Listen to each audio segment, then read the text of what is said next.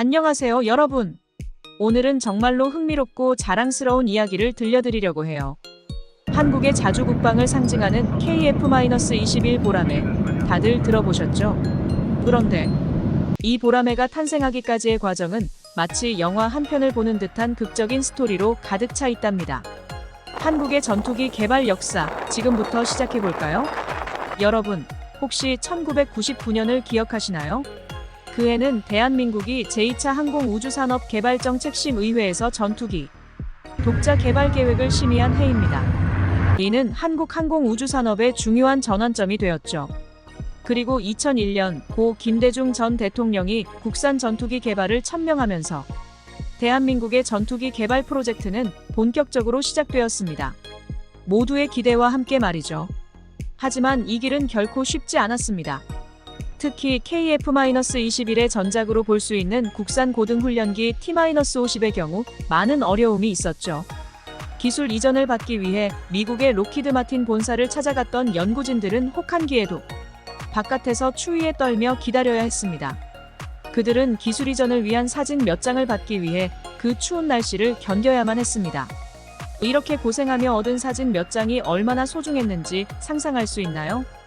KF-21 보라매를 개발할 때에도 비슷한 어려움이 있었습니다. 록히드 마틴으로부터 기술 이전 합의가 되었지만 그 과정은 매우 제한적이었어요.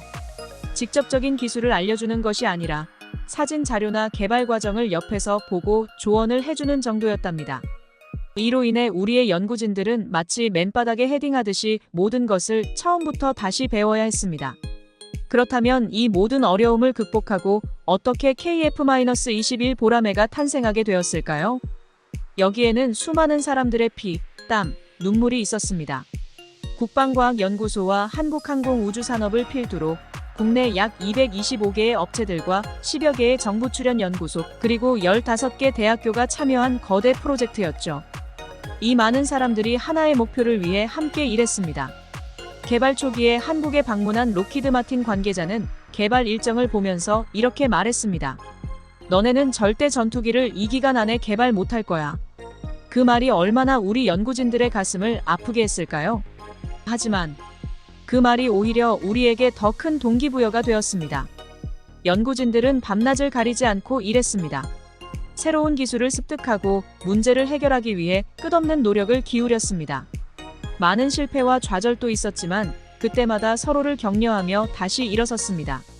그리고 마침내 2022년 KF-21 보라매의 시제품이 초도 비행에 성공하게 됩니다. 이 순간은 우리 모두에게 큰 감동을 안겨주었습니다. 이제부터 본격적으로 KF-21 보라매의 개발 과정을 따라가 보겠습니다. 이 이야기 속에는 수많은 도전과 극복의 순간들이 담겨 있습니다. 자, 그럼 계속해서 이야기 나가볼까요? KF-21의 전작으로 볼 수 있는 국산 고등훈련기 T-50의 개발 과정은 정말 험난했어요.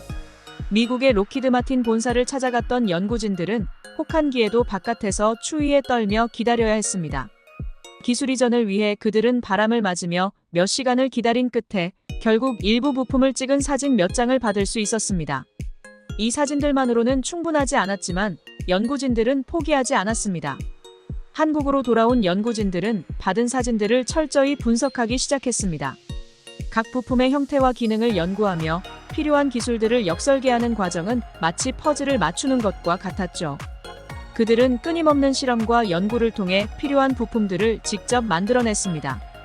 이 과정에서 많은 실패와 좌절도 있었지만 그때마다 서로를 격려하며 다시 일어섰습니다. 이러한 경험은 KF-21 보라매 개발 과정에서 큰 자산이 되었습니다.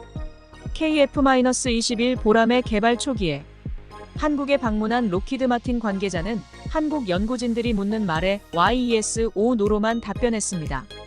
그들의 말은 우리 연구진들에게 깊은 상심을 주었지만 동시에 더 큰 동기부여가 되었습니다. 대한민국은 포기하지 않았고 연구진들은 오히려 이를 계기로 더욱 단결했습니다. 우리의 연구진들은 밤낮을 가리지 않고 일했습니다. 새로운 기술을 습득하고 문제를 해결하기 위해 끝없는 노력을 기울였습니다.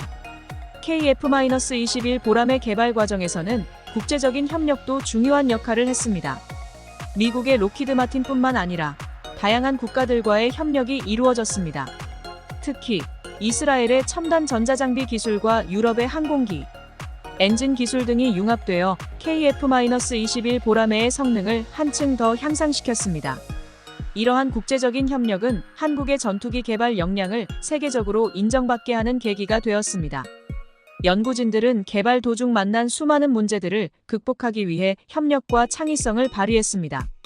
중요한 부품의 결함이 발견되었을 때 KAI의 정광선 전 방위사업청 전투기 사업단장은 모든 역량을 동원해 해결책을 찾아냈습니다.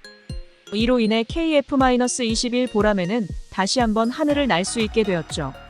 이는 단순한 기술적 해결이 아닌 우리 모두의 노력과 결단이 만들어낸 결과였습니다. 2022년 드디어 KF-21 보라매의 시제품이 초도 비행에 성공하게 됩니다. 이 순간은 우리 모두에게 큰 감동을 안겨주었습니다. 수많은 도전과 극복의 순간들이 있었기에 가능했던 성공이었습니다.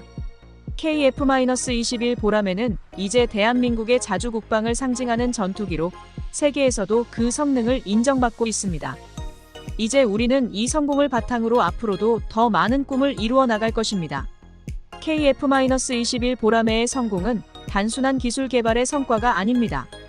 그것은 우리 모두가 하나 되어 이뤄낸 기적 같은 결과입니다.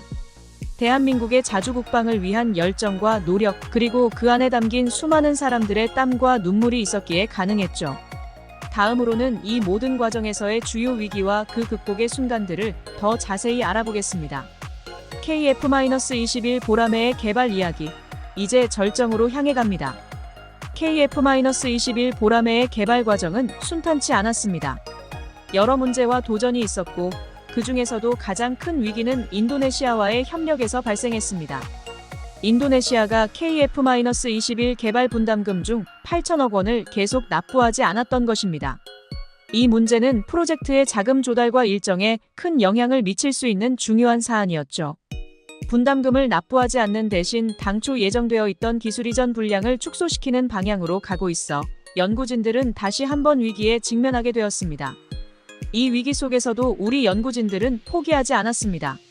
부족한 자원을 보충하기 위해 국내외 전문가들과 협력하며 해결 방안을 모색했습니다. 이 과정에서 우리는 더 큰 자립성을 가지게 되었고, 기술적 역량을 더욱 강화할 수 있었습니다. 이러한 도전과 극복의 과정은 KF-21 보라매를 더욱 완성도 높은 전투기로 거듭나게 했습니다.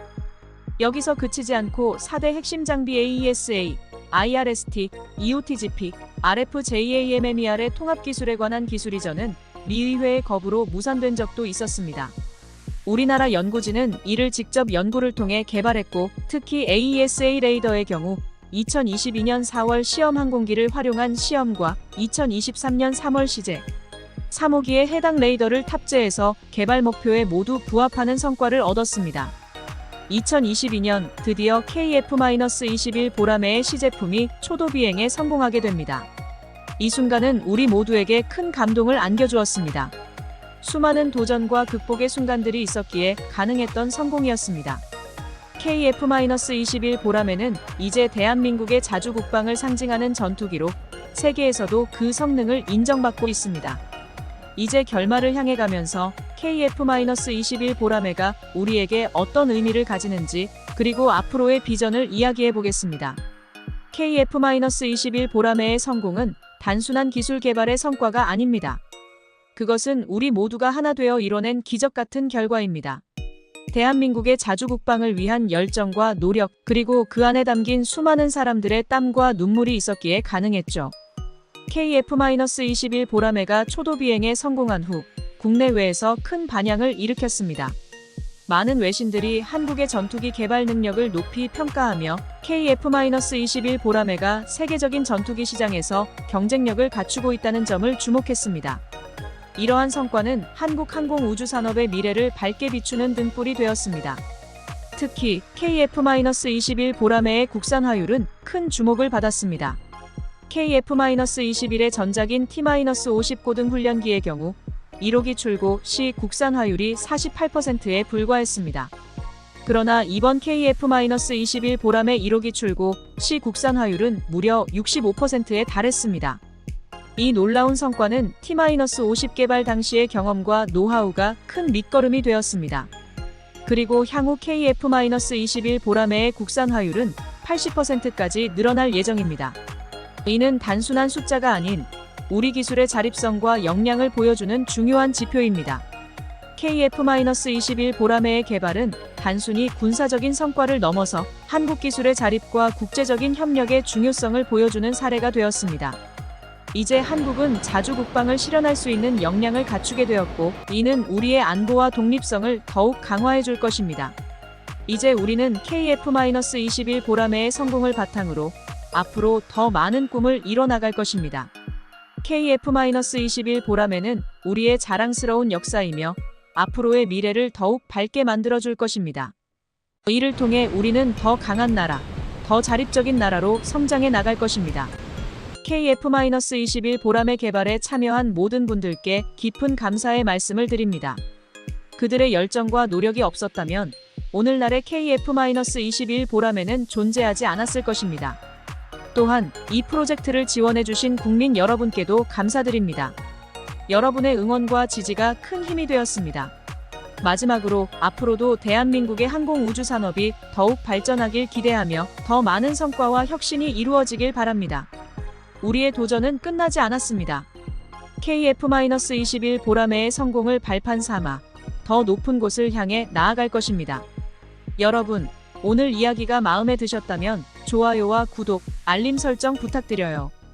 앞으로도 우리나라의 자랑스러운 이야기를 더 많이 전해드릴게요. 감사합니다.